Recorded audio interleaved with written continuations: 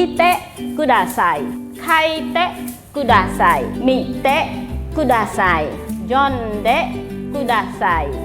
hanaste kudasai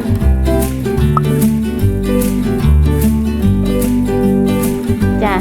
សួស្តីទាំងអស់គ្នាខ្ញុំឈ្មោះសុជាតាខ្ញុំជាគ្រូបង្រៀនភាសាជប៉ុននៅ CJCC អញ្ចឹងថ្ងៃនេះយើងនឹងមករៀន clear មួយជាមួយគ្នាខ្ញុំគិតថាប្រហែលជាទាំងអស់គ្នាស្គាល់ជាមួយនឹង clear នឹងហើយអញ្ចឹងយើងធ្លាប់លើអត់ពាក្យថា kudasai ណា kudasai អញ្ចឹងពាក្យ kudasai នេះគឺមានអត្ថន័យថាសូមធ្វើអីមួយអីចឹងទៅអញ្ចឹងយើងដាក់កិរិយាសព្ទនៅខាងមុខនេះហើយយើងប្រើជាមួយនឹងទម្រង់ kudasai ហ្នឹងគឺនៅខាងក្រោយអញ្ចឹងយើងនឹងមកមើល clear ទាំងអស់គ្នាចាអញ្ចឹង clear ទី1ដែលយើងនឹងរៀននៅក្នុងថ្ងៃនេះហ្នឹង clear ទី1គឺ kite kudasai ចា kite kudasai ចាអញ្ចឹង kite kudasai ហ្នឹងមានអត្ថន័យថាសូមសួរឬក៏សូមស្ដាប់ចាអញ្ចឹងយើងសាកល្បងនិយាយទាំងអស់គ្នា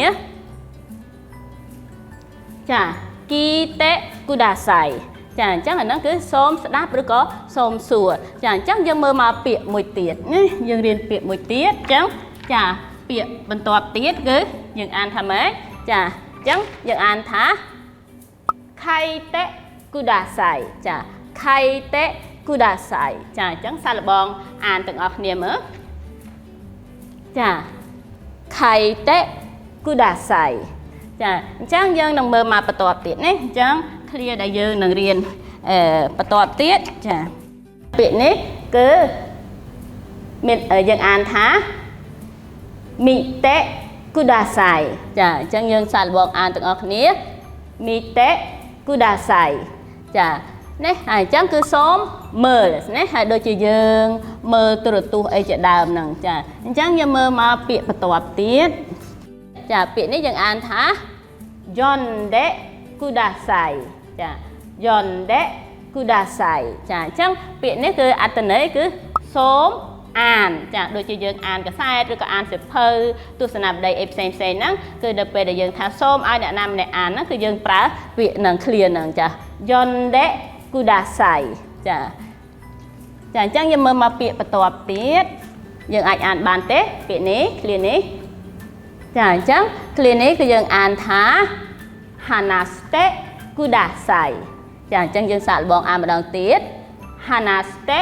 kudasai ចាអញ្ចឹង hanaste kudasai ហ្នឹងគឺមានអត្ថន័យថាសូមនិយាយចានិយាយជាមួយគ្នាឬក៏និយាយទៅកាន់អ្នកណាម្នាក់ហ្នឹងគឺយើងប្រើ clear ហ្នឹងណាសូមណាសូមនិយាយ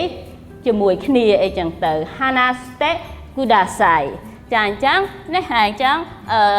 clear ដែលយើងរៀននៅក្នុងថ្ងៃនេះគឺយើងនិយាយពីទម្រង់សូមស្នើសុំឲ្យអ្នកណាម្នាក់ធ្វើសកម្មភាពអីមួយឧទាហរណ៍ដូចជាសូមនិយាយចាអញ្ចឹងគឺយើងប្រើ hanaste kudasai ចាសូមមើលណាសូមមើលគឺយើងប្រើ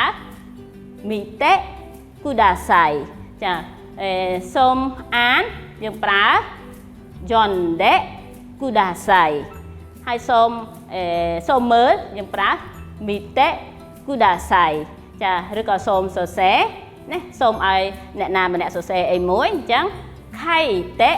kudasai ចាអញ្ចឹងនេះហើយថ្ងៃនេះគឺយើងរៀនជាមួយនឹង clear kudasai ដែលទាំងអស់គ្នាធ្លាប់បានលើពីមុនមកហ្នឹងចាអញ្ចឹងថ្ងៃនេះគឺយើងយល់ទាំងអស់គ្នាហើយជាមួយនឹង clear kudasai ចាអញ្ចឹងវីដេអូរបស់យើងថ្ងៃនេះគឺមានតែប៉ុណ្្នេះទេយើងនឹងជួបគ្នានៅវីដេអូក្រោយទៀតហើយចា sayonara